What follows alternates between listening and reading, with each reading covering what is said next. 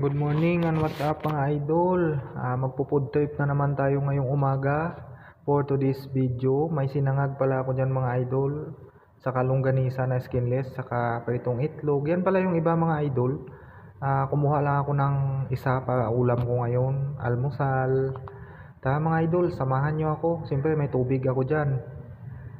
Tapos kagagaling ko lang pala mga idol sa 12 hours duty. Yan yung pagkain ko mga idol. Yung pinaglutuan ko pala ng sinangag mga idol, doon sa pinaglutuan ko na rin ng longganisa. Shoutout pala sa inorderan ko nito mga idol. 2 pack pala yan mga idol, pero 1 pack lang muna niluto ko. Siyempre, dito ako sa mahiwagang lamesa ko. 2 klase yung ulam ko dyan mga idol.